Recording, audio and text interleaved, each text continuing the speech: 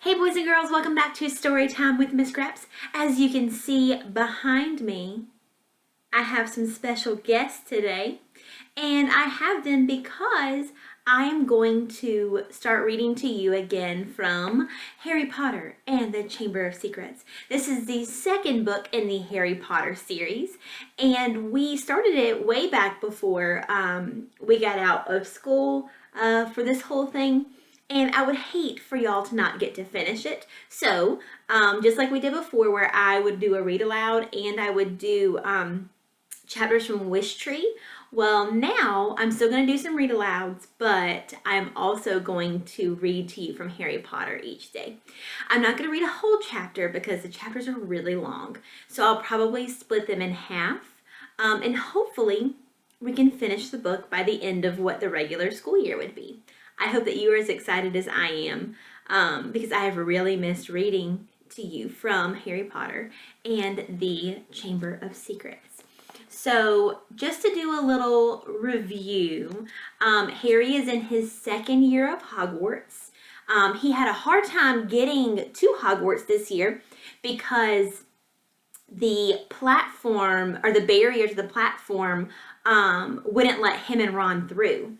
So instead of taking the train to Hogwarts like all the other students, they took Ron's dad's flying car and they crashed into this huge tree called the Whomping Willow, and they got caught and they got in some trouble.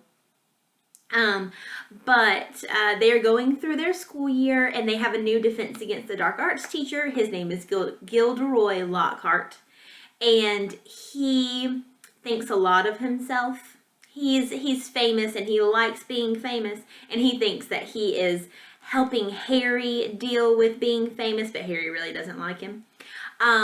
Well, Harry got detention for being in the flying car with Ron, and so he had to sign autographs with Professor Lockhart.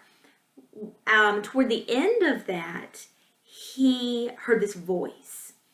A voice that only he could hear, and the voice was very threatening, saying that it was going to crush and kill, and Professor Lockhart couldn't hear it, only Harry could. So that's about where we are in the story, and so let's read to find out what is happening. So this chapter is chapter 8, and it is called The Death Day Party. October arrived, spreading a damp chill over the grounds and into the castle.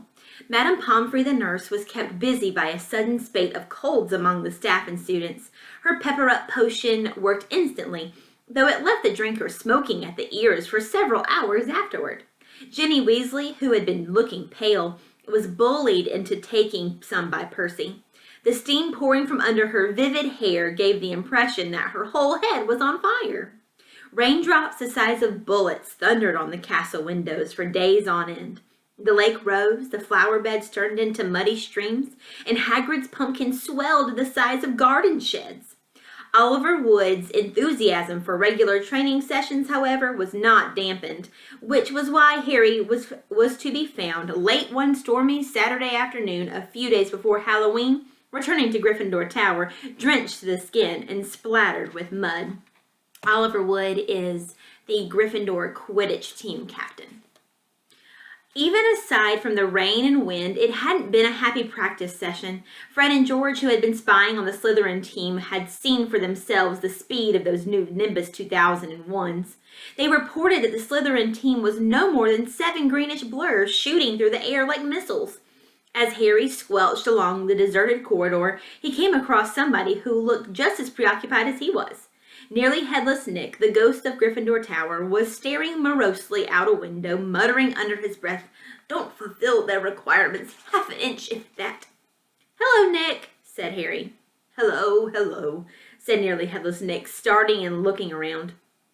He wore a dashing plumed hat on his long curly hair and a tunic with a ruff, which concealed the fact that his neck was almost completely severed. He was pale as smoke, and Harry could see right through him to the dark sky and torrential rain outside. "You look troubled, young Potter," said Nick, folding a transparent letter as he spoke and as he spoke and tucking it inside his doublet. "So do you," said Harry. "Ah," Nearly Headless Nick waved an elegant hand. "A matter of no importance. It's not as though I really wanted to join, though thought I'd apply, but apparently I don't fulfill requirements." In spite of his airy tone, there was a look of great bitterness on his face. "But you would think, wouldn't you," he erupted suddenly, pulling the letter back out of his pocket, "that getting hit 45 times in the neck with a blunt axe would qualify you to join the Headless Hunt?" "Oh, yes," said Harry, who was obviously supposed to agree. "I mean, nobody wishes more than I do that it had all been quick and clean, and my head had come off properly. I mean, it would have saved me a great deal of pain and ridicule. However," Nearly Headless Nick shook his letter open and read furiously, "we can only accept huntsmen whose heads have parted company with their bodies. You will appreciate that it would be impossible otherwise for members to participate in hunt activities such as horseback head juggling and head polo. It is with greatest regret, therefore, that I must inform you that you do not fulfill our requirements. With very best wishes, Sir Patrick Delaney Podmore." Fuming, Nearly Headless Nick stuffed the letter away. "Half an inch of skin and sinew holding my neck on, Harry? Most people would think that's good and beheaded, but oh no, it's not enough for Sir Properly Decapitated Podmore." Nearly Headless Nick took several deep breaths and then said in a far calmer tone, "So, what's bothering you? Anything I can do?" "No," said Harry, "not unless you know where we can get 7 free Nimbus 2001s for our match against The rest of Harry's sentence was drowned out by a high-pitched mewling from somewhere near his ankles. He looked down and found himself gazing into a pair of lamp-like yellow eyes. It was Mrs. Norris, the skeletal gray cat who was used by the caretaker, Argus Filch, as a sort of deputy in his endless battle against students. "You'd better get out of here, Harry," said Nick quickly. "Filch isn't in a good mood. He's got the flu and some third years accidentally plastered frog brains all over the ceiling in Dungeon 5. He's been cleaning all morning, and if he sees you dripping mud all over the place—" "Right," said Harry, backing away from the accusing stare of Mrs. Norris, but not quickly enough. Drawn to the spot by the mysterious power that seemed to connect him with his foul cat, Argus Filch burst suddenly through a tapestry to Harry's right, wheezing and looking wildly about for the rule breaker. There was a thick tartan scarf bound around his head, and his nose was unusually purple. "Filth!" he shouted, his jowls a-quiver, his eyes popping alarmingly as he pointed at the muddy puddle that had dripped from Harry's Quidditch robes. "Mess and muck everywhere! I've had enough of it, I tell you! Follow me, Potter!" So Harry waved a gloomy goodbye to Nearly Headless Nick and followed Filch back downstairs, doubling the number of muddy footprints on the floor. Harry had never been inside Filch's office before. It was a place most students avoided. The room was dingy and windowless, lit by a single oil lamp dangling from the low ceiling. A faint smell of fried fish lingered about the place. Wooden filing cabinets stood around the walls. From their labels, Harry could see that they contained details of every pupil Filch had ever punished. Fred and George Weasley had an entire drawer to themselves. A highly polished collection of chains and manacles hung on the wall behind Filch's desk. It was common knowledge that he was always begging Dumbledore to let him suspend students by their ankles from the ceiling. Filch grabbed a quill from a pot on his desk and began shuffling around looking for parchment. "Dung," he muttered furiously. "Great sizzling dragon bogies, frog brains, rat intestines. I've had enough of it. Make an example. Where's the form? Yes." He retrieved a large roll of parchment from his desk drawer and stretched it out in front of him, dipping his long black quill into the ink pot. "Name, Harry Potter. Crime—" "It was only a bit of mud," said Harry. "It's only a bit of mud to you, boy, but to me it's an extra hour scrubbing," shouted Filch, a drip shivering unpleasantly at the end of his bulbous nose. "Crime, befouling the castle. Suggested sentence." Dabbing at his streaming nose, Filch squinted unpleasantly at Harry, who waited with bated breath for the sentence to fall. But as Filch lowered his quill, there was a great bang on the ceiling of the office, which made the oil lamp rattle. "Peeves!" Filch roared, flinging down his quill in a transport of rage. "I'll have you this time! I'll have you! And without a backward glance at Harry, Filch ran flat-footed from the office, Mrs. Norris streaking alongside him. Peeves was the school poltergeist, a grinning airborne menace who lived to cause havoc and distress. Harry didn't much like Peeves, but couldn't help feeling grateful for his timing. Hopefully, whatever Peeves had done, and it sounded as though he'd wrecked something very big this time, would distract Filch from Harry. Thinking that he should probably wait for Filch to come back, Harry sank into a moth-eaten chair next to the desk. There was only one thing on it apart from his half-completed form, a large, glossy, purple envelope with silver lettering on the front. With a quick glance at the door to check that Filch wasn't on his way back, Harry picked up the envelope and read, "Quick Spell, a correspondence course in beginner's magic." Intrigued, Harry flicked the envelope open and pulled out the sheaf of parchment inside. More curly silver writing on the front page said, "Feel out of step in the world of modern magic?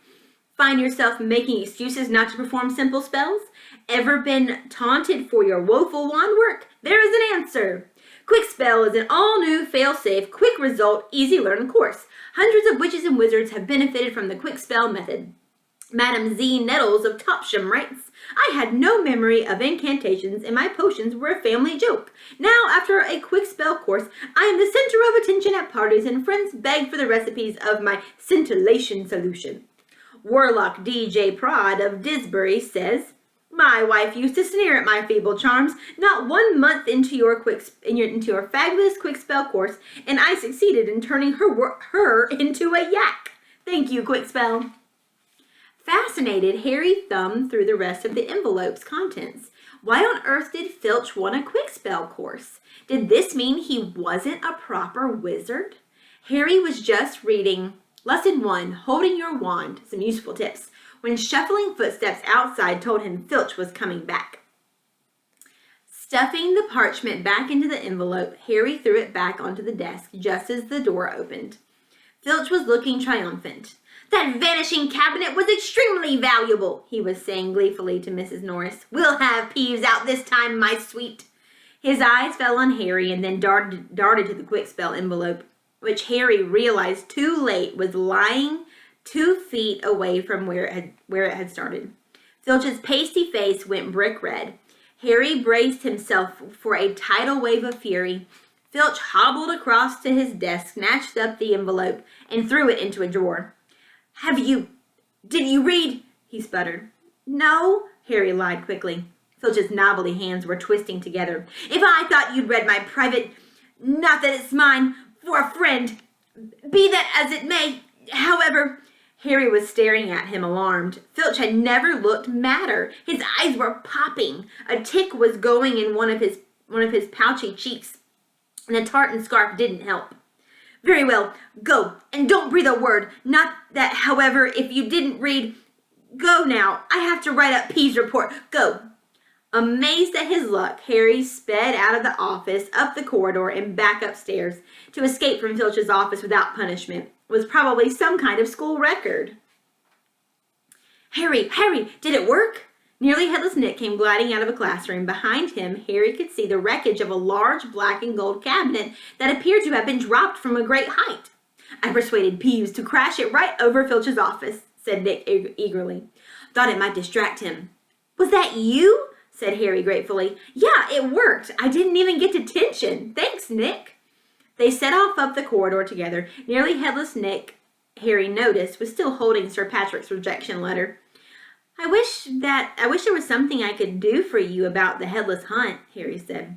Nearly Headless Nick stopped in his tracks, and Harry walked right through him. He wished he hadn't. It was like stepping through an icy shower.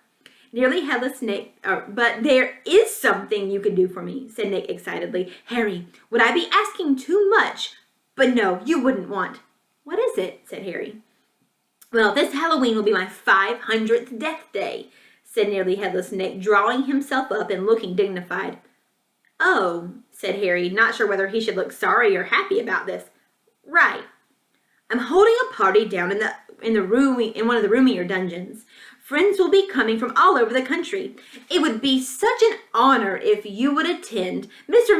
Weasley and Miss Granger Would be most welcome too, of course, but I dare say you'd rather go to the school feast? He watched Harry on tenterhooks.